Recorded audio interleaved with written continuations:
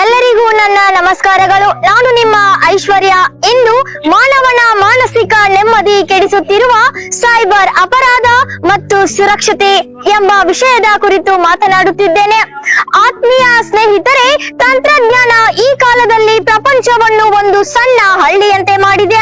ನಾವು ಮನೆಯಲ್ಲೇ ಕುಳಿತು ಆನ್ಲೈನ್ ಮೂಲಕ ಹಣ ವರ್ಗಾವಣೆ, ಶಾಪಿಂಗ್, ಶಿಕ್ಷಣ, ಉದ್ಯೋಗ ಹೀಗೆ ಹಲವಾರು ಕೆಲಸಗಳನ್ನು ಮಾಡುವ ಸ್ಥಿತಿಗೆ ಬಂದಿದ್ದೇವೆ.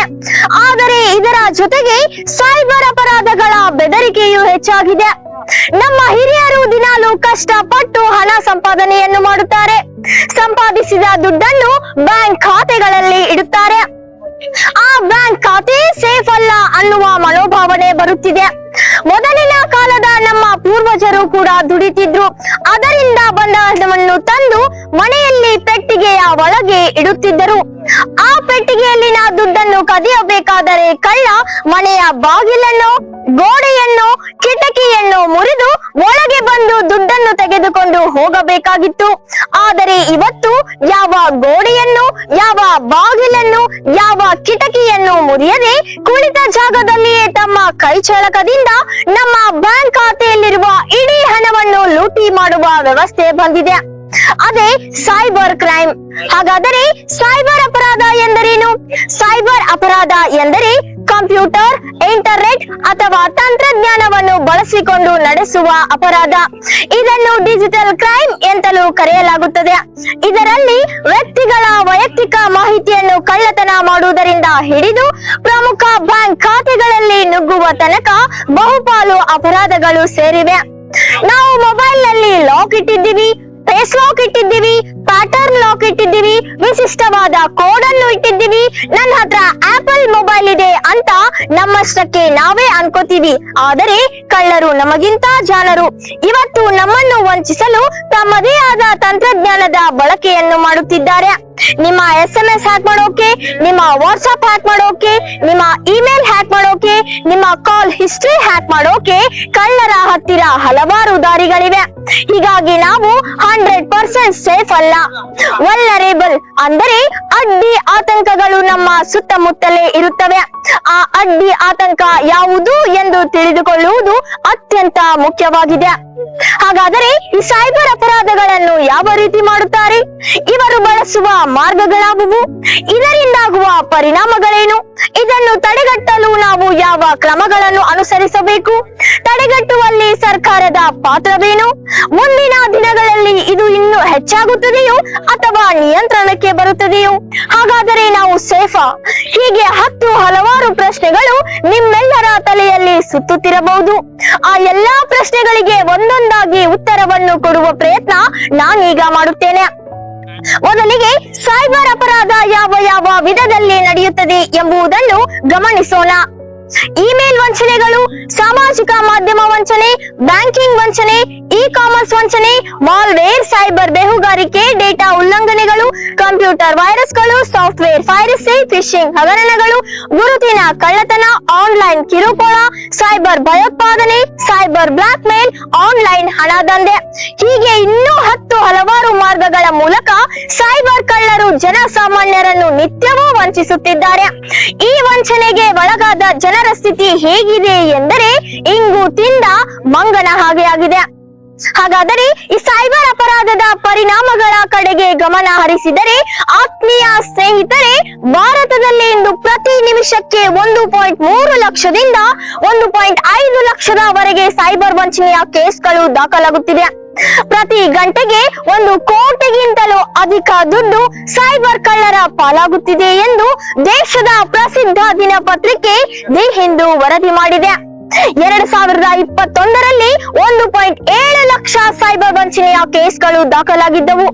ಅದೇ 2024ರ ಅಂತ್ಯಕ್ಕೆ ಸುಮಾರು 17 ಲಕ್ಷಕ್ಕೆ ಏರಿಕೆಯಾಗಿದೆ. 2021ರಲ್ಲಿ 550 ಕೋಟಿ ರೂಪಾಯಿಗಳನ್ನ ಸೈಬರ್ ಕಳ್ಳರು ಲಪಟಾಯಿಸಿದ್ದರು. ಅದೇ ಸೈಬರ್ ಕಳ್ಳರು 2024ರ ಅಂತ್ಯಕ್ಕೆ ಸುಮಾರು 22,000 ಕೋಟಿ ರೂಪಾಯಿಗಳನ್ನು ನಮ್ಮ ಜೇಬಿನಿಂದ ತೆಗೆದಿದ್ದಾರೆ. ಇತ್ತೀಚೆಗೆ ದಿನಕ್ಕೆ ಸರಿಸುಮಾರು 7,000 ಸೈಬರ್ ವಂಚನೆಯ ಕೇಸ್ಗಳು ದಾಖಲಾಗುತ್ತಿವೆ. ಅಂದರೆ ಪ್ರತಿ 12 ಸೆಕೆಂಡಿಗೆ ಒಂದು ವಂಚನೆ ನಡೆಯುತ್ತಿದೆ. ಹಾಗಾದರೆ ಸ್ನೇಹಿತರೆ, ನಾವು ನಾವು ಸೇಫಾ? ನಾವು ನೀವೆಲ್ಲ ಸೇಫಾ? ಬಾ ಸೇಫ್ ರೀ, ನಾವೆಲ್ಲ ಆರಾಮಾಗಿ ಇದ್ದೀವಿ ಅಂತ ನಾವು ಅಂದುಕೊಳ್ಳಬಹುದು. ಆದರೆ 100% ನಾವೆಲ್ಲ ಸೇಫ್ ಅಲ್ಲ. ಹಾಗಾದರೆ ಈ ಸೈಬರ್ ಅಪರಾಧಗಳು ಹೇಗೆ ಮತ್ತು ಏಕೆ ಸಂಭವಿಸುತ್ತವೆ ಎಂಬ ಪ್ರಶ್ನೆ ನಮ್ಮನ್ನು ಕಾಡುತ್ತದೆ. ಆ ಪ್ರಶ್ನೆಗೆ ಉತ್ತರ ಹೀಗಿದೆ ನೋಡಿ. ಅಜ್ಞಾನವೇ ಸೈಬರ್ ಕ್ರೈಮ್ಗೆ ಡೋರ್, ನಾಲೆಜ್ ಮಾತ್ರ ಗಿವ್ಸ್ ಅಸ್ ಕ್ಯೂರ್ ಎನ್ನುವ ಹಾಗೆ ದುರ್ಬಲ ಪಾಸ್ವರ್ಡ್ಗಳು, ಕಟ್ಟುನಿಟ್ಟಾದ ಭದ್ರತಾ ಮಾದರಿಗಳು ಮತ್ತು ಸರಿಯಾದ ಜ್ಞಾನದ ಕೊರತೆಯಿಂದಲೂ ಇವು ಸಂಭವಿಸುತ್ತವೆ. ಇತ್ತೀಚೆಗೆ ಸೈಬರ್ ಅಪರಾಧಗಳು ಏಕೆ ಹೆಚ್ಚುತ್ತಿವೆ ಎಂದರೆ ಜಗತ್ತು ನಿರಂತರವಾಗಿ ಹೊಸ ತಂತ್ರಜ್ಞಾನಗಳನ್ನು ಅಭಿವೃದ್ಧಿಪಡಿಸಿಕೊಳ್ಳುತ್ತಿದೆ. ಆದ್ದರಿಂದ ಈಗ ಅದು ತಂತ್ರಜ್ಞಾನದ ಮೇಲೆ ಹೆಚ್ಚಿನ ಅವಲಂಬನೆಯನ್ನು ಹೊಂದಿದೆ. ಬಹುತೇಕ ಎಲ್ಲಾ ಸ್ಮಾರ್ಟ್ ಸಾಧನಗಳು ಇಂಟರ್ನೆಟ್ಗೆ ಸಂಪರ್ಕ ಹೊಂದಿವೆ. ಹೀಗಾಗಿ ಹ್ಯಾಕರ್ಸ್ ಗಳಿಗೆ ನಮ್ಮ ಮಾಹಿತಿಯನ್ನು ಹ್ಯಾಕ್ ಮಾಡುವುದು ಸುಲಭವಾಗಿದೆ. ಈ ಸೈಬರ್ ಅಪರಾಧಗಳನ್ನು ನಿಲ್ಲಿಸಲು ಅಥವಾ ತಡೆಗಟ್ಟಲು ಸಾಧ್ಯವೇ ಇಲ್ಲವೇ? ಸಾಧ್ಯ ಇದೆ ಎಂದಾದರೆ ಹೇಗೆ ತಡೆಗಟ್ಟಬಹುದು ಎಂಬ ಪ್ರಶ್ನೆ ನಮ್ಮಲ್ಲಿ ಮೂಡುತ್ತದೆ. ಆ ಪ್ರಶ್ನೆಗೆ ಉತ್ತರ ಹೀಗಿದೆ ನೋಡಿ. ಜ್ಞಾನವೇ ನಾಲೆಜ್, ಜಾಗೃತಿಯೇ ಪವರ್. ಅದನ್ನು ಪಾಲಿಸಿದರೆ hackers lose their cover. Fake profiles, fraud mails beware, use secure network everywhere ಎಂಬುದು ನಮಗೆ ತಿಳಿದಿರಬೇಕು. ಸುಧಾರಿತ ಸೈಬರ್ ಭದ್ರತಾ ವ್ಯವಸ್ಥೆಗಳು ಜಾರಿಯಾಗಬೇಕು. ಇಮೇಲ್ ಭದ್ರತೆ, ಸರಿಯಾಗಿ ಪಾಸ್ವರ್ಡ್ ನಿರ್ವಹಣೆ, ಒಬ್ಬರಿಗೊಬ್ಬರು ಪಾಸ್ವರ್ಡ್ ಹಂಚಿಕೊಳ್ಳದಿರುವುದು, ಪಬ್ಲಿಕ್ ವೈಫೈ ಬಳಸುವಾಗ ಎಚ್ಚರಿಕೆ, ಆಂಟಿವೈರಸ್ ಹಾಗೂ ಫೈರ್ವಾಲ್ ಬಳಸುವುದು, ಸಾಫ್ಟ್ವೇರ್ ಅಪ್ಡೇಟ್ ಮಾಡುವುದು, 2-factor ಅಥೆಂಟಿಕೇಶನ್ ನಿಂದ ಇದನ್ನು ತಡೆಗಟ್ಟಬಹುದು. ಈ ಸೈಬರ್ ಅಪರಾಧಗಳನ್ನು ತಡೆಗಟ್ಟುವಲ್ಲಿ ಸರ್ಕಾರದ ಪಾತ್ರವು ಮಹತ್ವವನ್ನು ಪಡೆದಿದೆ. 2000ನೇ ಇಸ್ವಿಯಲ್ಲಿ ಐಟಿ ಕಾಯ್ದೆ ಅಂದರೆ ಇನ್ಫಾರ್ಮೇಶನ್ ಟೆಕ್ನಾಲಜಿ ಆಕ್ಟ್ ಜಾರಿಗೆ ತಂದಿದ್ದಾರೆ. ಯಾವುದೇ ಸೈಬರ್ ಅಪರಾಧದ ಬಗ್ಗೆ ದೂರು ನೀಡಬಹುದಾದ ಕೇಂದ್ರೀಯ ವೆಬ್ಸೈಟ್ ಸೈಬರ್ ಕ್ರೈಮ್ ಪೋರ್ಟಲ್ ಮಾಡಲಾಗಿದೆ.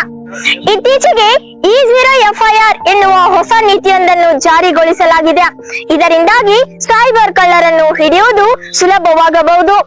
ಇದನ್ನು ವೈದ್ಯಕೀಯ ಭಾಷೆಯಲ್ಲಿ ಹೇಳುವ ಪ್ರಕಾರ ಗೋಲ್ಡನ್ ಅವರ್. ಹೇಗೆಂದರೆ ಒಬ್ಬ ರೋಗಿ ಸಾಯುವ ಸ್ಥಿತಿಯಲ್ಲಿದ್ದಾನೆ ಅಥವಾ ಅಪಘಾತವಾದ ಕೆಲವು ಗಂಟೆಗಳ ಕಾಲ ಆತನ ಜೀವಕ್ಕೆ ಅದು ಗೋಲ್ಡನ್ ಅವರ್ ಆಗಿರುತ್ತದೆ. ಈ ಅಪರಾಧದ ವಿಷಯದಲ್ಲಿಯೂ ಕೂಡ ಹಣ ಕಳುವಾದ ಕೆಲವು ಗಂಟೆಗಳನ್ನು ಗೋಲ್ಡನ್ ಅವರ್ ಎಂದೇ ಪರಿಗಣಿಸಬೇಕು. ಏಕೆಂದರೆ ಹಣವನ್ನು ಲಪಟಾಯಿಸಿದ್ದ 1-2 ಗಂಟೆಗಳಲ್ಲಿ ಇದರ ಬಗ್ಗೆ ಮಾಹಿತಿಯನ್ನು ಪತ್ತೆ ಹಚ್ಚಿ ಹಣದ ವಂಚನೆ ಮಾಡಿದವರ ಅಕೌಂಟ್ ಅನ್ನು ಫ್ರೀಸ್ ಮಾಡಲು ಅಥವಾ ಹೋಲ್ಡ್ ಮಾಡಲು ಅವಕಾಶ ದೊರೆಯುತ್ತದೆ. ಈ ಡಿಜಿಟಲ್ ಜಗತ್ತಿನಲ್ಲಿ ಸುರಕ್ಷತೆಯ ಬದುಕನ್ನು ಬದುಕುವುದು ತುಂಬಾ ಕಷ್ಟವಾಗಿದೆ. ಸುರಕ್ಷೆ, ನಿಯಮ ಪಾಲನೆ ನಮ್ಮ duty. Safe society brings us real beauty. ಯುವಕರೇ future of nation. Be aware in every situation. Fake links, fraud calls ನಂಬಬೇಡ. ಸೈಬರ್ ವರ್ಲ್ಡ್ ನಲ್ಲಿ ಸದಾ ಅಲರ್ಟ್ ಇರೋದನ್ನ ಮರಿಬೇಡ. ಸೈಬರ್ ವಿಶ್ವವು ಅಸಂಖ್ಯಾತ ಅವಕಾಶಗಳೊಂದಿಗೆ ಅಪಾಯಗಳನ್ನು ಒಳಗೊಂಡಿದೆ. ತನ್ನ ಮಾಹಿತಿಯನ್ನು ಹಾಗೂ ಡಿಜಿಟಲ್ ಜೀವನವನ್ನು ಸುರಕ್ಷಿತವಾಗಿಟ್ಟುಕೊಳ್ಳುವುದು ಅವಶ್ಯಕ. ಸರ್ಕಾರ, ಸಂಸ್ಥೆಗಳು, ಸಾರ್ವಜನಿಕರು ಎಲ್ಲರೂ ಕೈ ಜೋಡಿಸಿ ಈ ಸೈಬರ್ ಅಪರಾಧದ ವಿರುದ್ಧ ಹೋರಾಟ ನಡೆಸಬೇಕಾಗಿದೆ. ಮಿತಿ ಮೀರಿದ ತಂತ್ರಜ್ಞಾನದ ಉಪಯೋಗವು ನಮ್ಮ ಜೀವನವನ್ನು ಸುಲಭಗೊಳಿಸುತ್ತಿದೆ. ಆದರೆ ಅಜಾಗೃತೆಯಿಂದ ಬಳಸಿದರೆ ಅಪಾಯ ಎದುರಾಗಬಹುದು. ಆದ್ದರಿಂದ ನಾವು ಜಾಗರೂಕರಾಗಿ ಎಚ್ಚರಿಕೆಯಿಂದ ಸೈಬರ್ ಜಗತ್ತನ್ನು ಬಳಸಿದರೆ ಮಾತ್ರ ನಾವು ಸುರಕ್ಷಿತರಾಗಬಹುದು. ಸಮಾಜವು ಸುರಕ್ಷಿತವಾಗಿರಬಹುದು. ಸೈಬರ್ ಅಪರಾಧ ದಿನೇ ದಿನೇ ತನ್ನ ಬಾಹುಗಳನ್ನು ಹರಡುತ್ತಿದೆ. ವಿಶೇಷವಾಗಿ ಚಿಕಿತ್ಸೆ ಲಭ್ಯವಿಲ್ಲದಿದ್ದಾಗ ಚಿಕಿತ್ಸೆಗಿಂತ ತಡೆಗಟ್ಟುವಿಕೆ ಉತ್ತಮ ಎಂಬ ಅರಿವಿನತ್ತ ನಾವು ಯಾವಾಗಲೂ ಗಮನ ಹರಿಸಬೇಕು. ಸೈಬರ್ ಅಪರಾಧದ ಬಲೆಗೆ ಬೀಳಬೇಡ. ಸೆಕ್ಯೂರಿಟಿ ರೂಲ್ಸ್ ಪಾಲನೆ ತಪ್ಪಿಸಬೇಡ. Knowledge awareness is our light. Safe internet usage makes us future bright. Digital world ನಲ್ಲಿ ಸ್ಮಾರ್ಟ್ ಆಗಿ ಬಾಳು. ಸೆಕ್ಯೂರಿಟಿ ಜ್ಞಾನವೇ ನಿನ್ನ ಕವಚದ ಕಾಳು. ಯುವಕರೇ, future is in your hand. Safe cyber usage will build our land. Alertness, honesty, responsibility ಈ ಮೂರೂ ಮಂತ್ರ ಪಾಲಿಸಿದರೆ ಸುರಕ್ಷಿತ ಭಾರತ ನಮ್ಮ ಅಸ್ತ್ರ. ಅಯ್ಯೋ ಅಯ್ಯೋ ಜಾಗ್ರತೆ ಬೇಕಯ್ಯ, ಸುರಕ್ಷೆ ನಿಯಮ ಪಾಠವನ್ನು ಕಲಿಯಲೇಬೇಕಯ್ಯ ಎನ್ನುತ್ತಾ ನಾಳಿನ ಭವ್ಯ ಭಾರತದ ನಿರ್ಮಾಣಕ್ಕಾಗಿ, ನಮ್ಮೆಲ್ಲರ ಭವಿಷ್ಯಕ್ಕಾಗಿ ನಾವೆಲ್ಲರೂ ಸುರಕ್ಷಿತರಾಗಿರೋಣ. ಸಾಧ್ಯವಾದಷ್ಟು ಮುನ್ನೆಚ್ಚರಿಕಾ ಕ್ರಮಗಳನ್ನು ವಹಿಸಿ ಸೈಬರ್ ಕಳ್ಳರಿಂದ ದೂರವಿರೋಣ ಎಂದು ಹೇಳುತ್ತಾ ನನ್ನ ಮಾತುಗಳನ್ನು ಮುಗಿಸುತ್ತೇನೆ. ಜೈ ಹಿಂದ್, ಧನ್ಯವಾದಗಳು. ಕಾಲೇಜ್ ವಿಭಾಗದ ಭಾಷಣ ಸ್ಪರ್ಧೆಯ ದ್ವಿತೀಯ ಬಹುಮಾನ ಐಶ್ವರ್ಯ ಕೊಡ್ಲಿ, ಜವಾಹರ್ಲಾಲ್ ನವೋದಯ ಮಹಾವಿದ್ಯಾಲಯ ಕೋಥಳಿ. ಇವರಿಗೆ 10,000 ರೂಪಾಯಿಗಳ ನಗದು ಬಹುಮಾನ, ಅದರ ಜೊತೆಗೆ 22ನೇ ಸತೀಶ್ ಶುಗರ್ ಸವಾಸ್ನ ಆಕರ್ಷಕವಾದ ಟ್ರೋಫಿ. ಐಶ್ವರ್ಯ ಕೊಡ್ಲಿ, ಜವಾಹರ್ಲಾಲ್ ನವೋದಯ ಮಹಾವಿದ್ಯಾಲಯ ಕೋಥಳಿ ಇವರಿಗೆ ಸಿಗ್ತಾ ಇದೆ 10,000 ರೂಪಾಯಿಗಳ ನಗದು ಬಹುಮಾನ.